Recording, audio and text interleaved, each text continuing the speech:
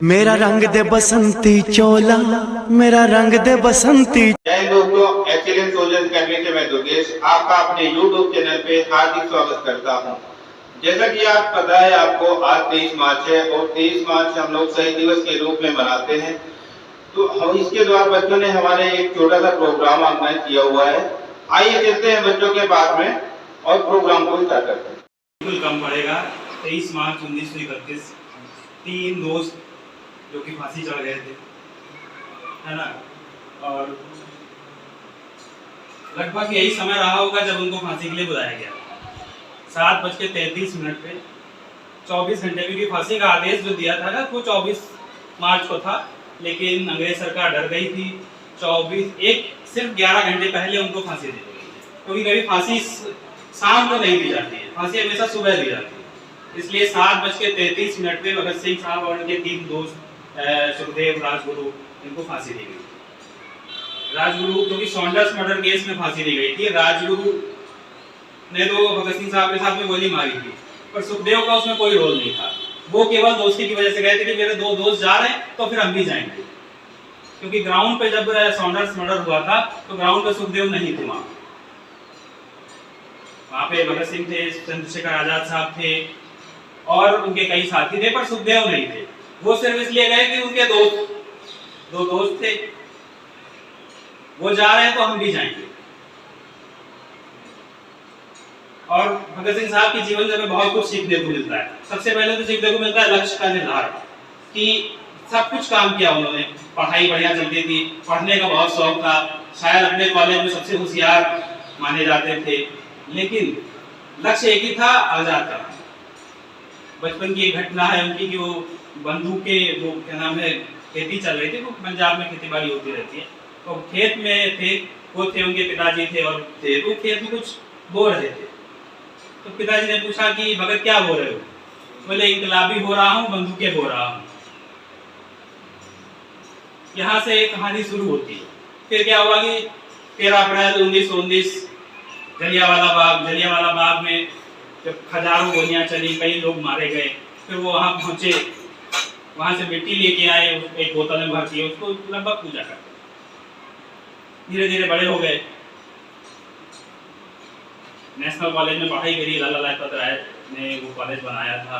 वहां पर उनकी मुलाकात सुखदेव से हुई और फिर दोस्ती बनी, और यहीं से उनकी जो है उन्होंने कहानी शुरू हुई। ऐसा नहीं है कि बाद में उन्हें कभी बताया कि बचपन से ही उनके मन में था कि हमें देश आजाद कराना कैसे भी करके, और लक्ष्य एक ही था हमेशा से।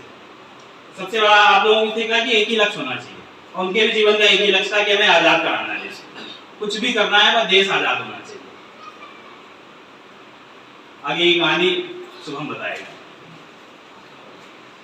बताना चाहूंगा, मेरा नाम शुभम राठौर है और मैं यहाँ पे सभी बैठे लोगों को ऑनरेबल करना चाहूंगा, रिस्पेक्ट करना चाहूंगा। Respected Sumit sir, Manoj sir, Abhishek sir, Shobhit sir, Rishabh sir. और मैं यहाँ पे आपके सामने खड़ा हूँ क्योंकि आज हम लोग शहीद दिवस मना रहे हैं और मैं आपको शहीद दिवस से रिलेटेड सब कुछ बताऊंगा। सबसे पहले एक छोटी सी लाइन बोलना चाहूंगा। भव्य निर्माण के लिए पाये की जरूरत होती है, भव्य निर्माण के लिए पाये की जरूरत होती है, सुंदर दिखने के लिए काये की जरूरत होती है। ये सच है बिल्कुल। एक सुंदर और सफल भविष्य के लिए बुजुर्गों के आशीर्वाद की जरूरत होती है। और हाँ, क्योंकि अगर मैं भगत सिंह के बारे में बोलने जा रहा हूँ तो सबसे पहले शायरी बोलूंगा, क्योंकि शायरी नहीं बोलूंगा तो अधूरा रहेगा। चलो फिर से याद आज नजारा वो याद कर लो, चलो फिर से आज वो नजारा याद कर लो, शहीदों के दिल में थी जो ज्वाला हुई याद कर लो, जिसमें बहकर आजादी पहुंची थी किनारे पे, देशभक्तों के खून की वो धारा याद कर लो, देशभक्तों के खून की वो धारा याद कर लो। इतनी सी बात हवाओं को बताए रखना, इतनी सी बात हवाओं को बताए रखना, रोशनी होगी चिरागों को जलाए रखना, लहू देकर की थी जिसकी हिफाजत, ऐसे तिरंगे को हमेशा अपने दिल में बसाए रखना। शाबाश। और हाँ, अब मैं आपको भगत सिंह के बारे में बताना प्रारंभ करूंगा। सबसे पहले हम लोग जानेंगे कि भगत सिंह का जन्म कब हुआ था। भगत सिंह का जन्म 28 सितंबर 1907 में बांगा, पाकिस्तान में हुआ था। और क्या बोलते हैं, भगत सिंह के पिता का नाम किशन सिंह था और माता का नाम विद्यावती था। पिता किशन सिंह एक किसान थे और माता गृहिणी थी। लेकिन मैं आपको एक बात बताना चाहूंगा जो कि आप लोगों को शायद ना पता हो। जिस समय भगत सिंह का जन्म हुआ था उस समय इनके पिता और चाचा दोनों ही जेल में थे। और क्या बोलते हैं, इनकी मृत्यु क्यों हुई और इनकी मृत्यु का कारण मैं आपको बताता जाऊंगा। उस बीच में मैं ये पूछूंगा, इनको शहीद आजम क्यों कहा जाता है? आप में से कोई बताना चाहेगा जो ऑडियंस में बैठी है? शहीद आजम क्यों कहा जाता है? सबसे बड़ी उपाधि दी गई है। ऑडियंस में कोई बताना चाहे? ऑडियंस में अगर कोई नहीं बताना चाहता है तो फिर हम ही बताते हैं। इनको शहीद आजम की उपाधि इसलिए दी गई थी क्योंकि उन्होंने बहुत कम उम्र में देश को आजाद कराने का लक्ष्य माना और फांसी हुई। और इनको फांसी होने का कारण था, इन्होंने क्या बोलते हैं, ब्रिटिश पुलिस ऑफिसर की हत्या कर दी थी, सॉन्डर्स हत्या, और साथ ही साथ में सेंट्रल असेंबली में बम भी फेंका था।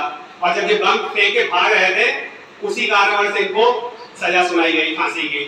और इनके फांसी।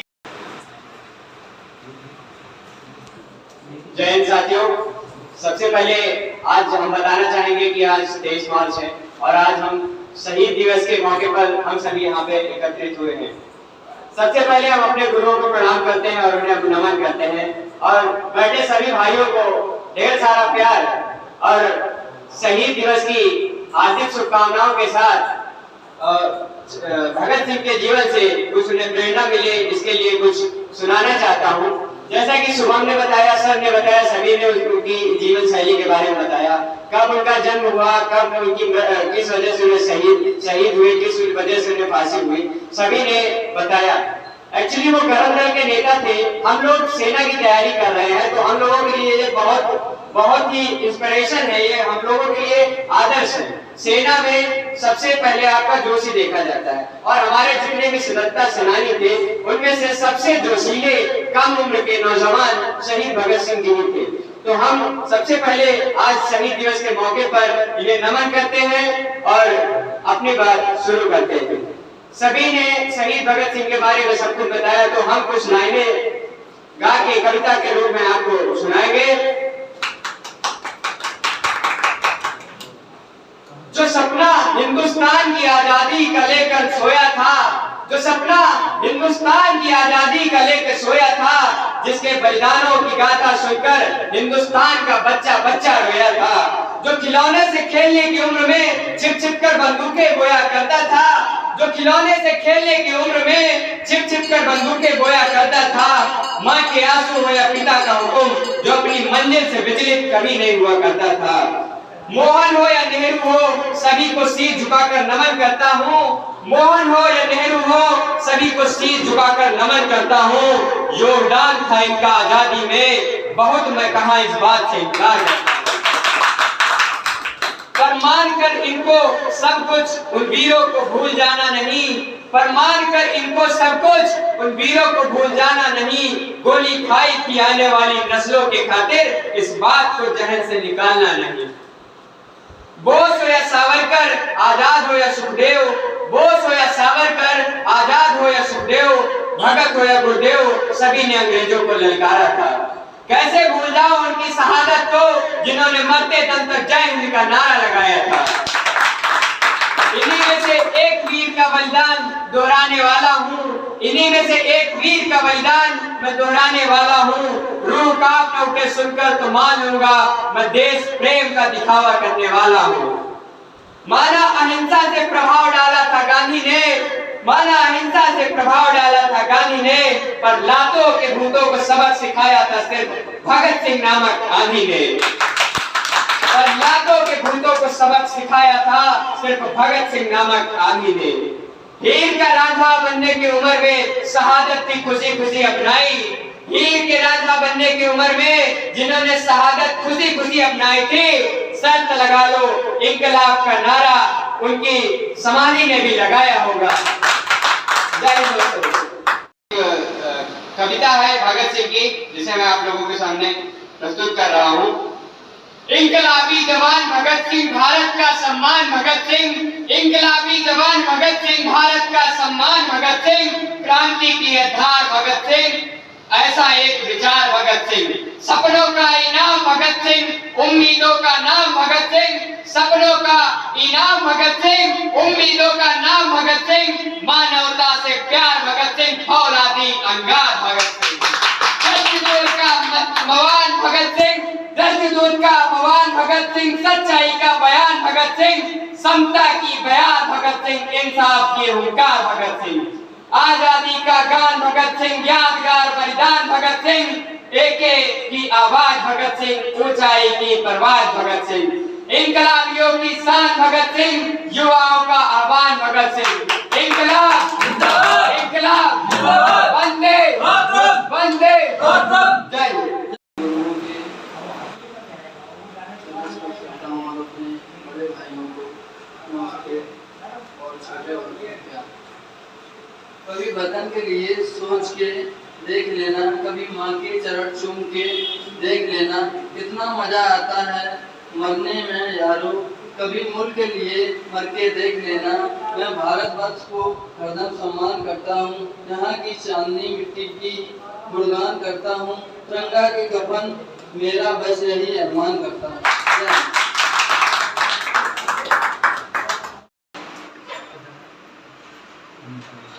A very very congenial evening to all of you. I am Sheikh Rishad. And first of all, I would like to thank Sir who have given me this opportunity to speak among you. So, as Shubham told you that कि भारत कोई विभाग नहीं है, जमीन का टुकड़ा नहीं है।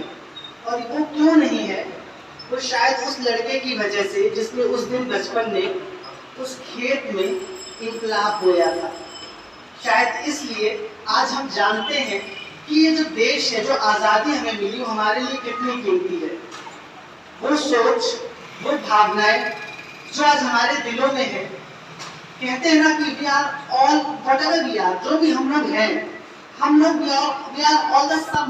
हम लोग सब अपने जो पूर्वज हैं उनके द्वारा किए गए जो उनके कर्म हैं, उनके द्वारा सिखाई गई जो बातें हैं, उसका समाप्त है। समाप्त समझते हो ना कि जो उन्होंने किया वो आज हमसे आगे लेके जा रहे हैं। वो हमने सीखा भगत सिंह जी से।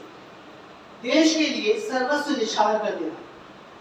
मानसिकता देखिए, सोच देखिए। एक शायरी है जो भगत सिंह ने अपने कलम से लिखी थी कि कुछ इस कदर वाकिफ है मेरे जज्बात मेरी कलम से कि मैं इश्क लिखता हूँ इंकलाब लिख जाता है। मोहब्बत करने की उम्र में देश के लिए अपना सर्वस्व निछावर कर देना, जिसे कहते हैं ना कि सबसे सर्वोच्च बलिदान, अपनी जान को दे देना। और आज इसलिए हम ये शहीदी दिवस मना रहे हैं, शहीद आजम को याद कर रहे हैं। और सिर्फ याद ना करें और माने, सिर्फ याद ना करें, माने कि सच के लिए खड़ा होना जरूरी है। केवल सच के लिए पर्दे के पीछे खड़े होकर बात करना जरूरी नहीं, उसके लिए खड़े होना जरूरी है, आगे आना जरूरी है। तब शायद वो बेहतर समाज बन पाएगा जो भगत सिंह चाहते थे। Thank you for listening. और अध्यापकों का अभिवादन करता हूँ। वैसे भगत सिंह के बारे में क्या ही कुछ भी कहना कम नहीं पड़ेगा। मैं शुरुआत सबसे पहले एक दोहे रूप में करता हूँ, या कह लीजिए एक शायरी रूप में करता हूँ। सीने में आग और हृदय में देशभक्ति का जुनून रखते हैं। सीने में आग और हृदय में देशभक्ति का जुनून रखते हैं, क्योंकि हमारे दिलों और दिमाग में भगत सिंह बसते हैं। हमें इनके जीवन का थोड़ा परिचय देना आपको चाहूंगा। भगत सिंह का जन्म पंजाब के जिला लायलपुर गांव बंगा वर्तमान में जो पाकिस्तान में है 28 सितंबर 1907 को एक देशभक्त सिख परिवार में हुआ। इनके पिता का नाम सरदार किशन सिंह तथा माता का नाम विद्यावती कौर थी। गुलाम देश की आजादी के लिए अपनी गुलामी तथा संपूर्ण जीवन भगत सिंह ने देश के नाम लिख दिया। सदियों में ऐसा एक वीर पुरुष जन्म लेकर धरती को कृतार्थ करता है। भगत सिंह वीर के अधिकारी थे, साथ साथ एक अच्छे पाठक, वक्ता तथा लेखक भी थे। इनकी प्रमुख रचनाओं में से कुछ मैं आपको बताता हूँ। एक शहीद की जेल नोटबुक तथा सरदार भगत सिंह इत्यादि है। 23 मार्च 1931 की शाम को भगत सिंह, राजगुरु तथा सुखदेव को लाहौर के असेंबली में बम फेंकने के उसमें इनको फांसी की सजा दे दी गई थी। धन्यवाद। नहीं होंगे, जो पुराने हैं वो तो शुरू से मेरे साथ जुड़े हुए हैं, जो नए आए हैं वो भी धीरे धीरे जानी जाएंगे, है ना। तो भगत सिंह के बारे में या उनके दोस्तों के बारे में जितना भी कहा जाए, और जो हमारे देश की स्वतंत्रता के लिए जिन्होंने भी अपनी जान गंवाई है या जो लोग शहीद हुए हैं, उनको मेरा दिल से नमन है। और जो श्रद्धा मान सम्मान इनके लिए की जा सकती है वो किसी के लिए नहीं, क्योंकि जो इन्होंने खोया है, जिस उम्र में लोग अपना सही से घर बार नहीं संभाल पाते हैं, उन्होंने देश को संभालने का बोझ अपने कंधे पर लिया, और आज इन्हीं की वजह से आज हम गुलामी से स्वतंत्र हुए हैं। नहीं, आज भी हम किसी न किसी बात पर, किसी न किसी चीज के, किसी न किसी अंग्रेज के घर में गुलाम होते, उनकी पट्टी साफ कर रहे होते या कुछ कर रहे होते, लेकिन इन्होंने, इनके जैसे साथियों ने, इनके जैसे महान लोगों ने हमारे देश को आजाद कराया है, जो हम और हमारे सभी देशवासी इनके किए गए बलिदान का कभी भी कर्ज को चुका नहीं सकते, कर्ज को चुका नहीं सकते। और इनके बारे में जो कुछ भी कहा जाए कम है। और इन्होंने कहा कि मतलब भागे नहीं, उन्होंने वहीं पे खड़े रह के बम फेंका। बम फेंकने के बाद उन्होंने, कोई उनका मकसद नहीं था किसी को मारने का, मकसद था केवल अपनी बात को कहने का। उस जिस कोर्ट में बम फेंका था, उसमें बम फेंकने का मतलब ये नहीं था किसी को नुकसान पहुंचाया जाए, बस ये मकसद था कि अपनी बात को लोगों तक पहुंचाई जाए, जो उन्होंने किया।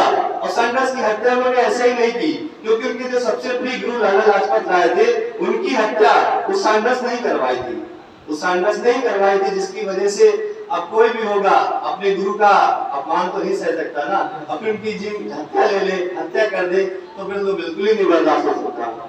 इन्होंने अपने कम उम्र में छोटे छोटे संगठन, और जो हमारा हिंदुस्तान रिपब्लिकन एसोसिएशन था, जिसे सचिन नाथ सान्याल ने बनाया था, वो जो फिर काकोरी कांड के बाद सभी साथी जो उनके थे, वो शायद उसमें सभी को 4 लोगों को फांसी दे दी गई, जो मेन थे, जैसे अशफाकुल्लाह खां थे, सचिन नाथ सान्याल थे, और भी थे, और 14 लोगों को जो है फांसी दे उनको की सजा सुना दी गई।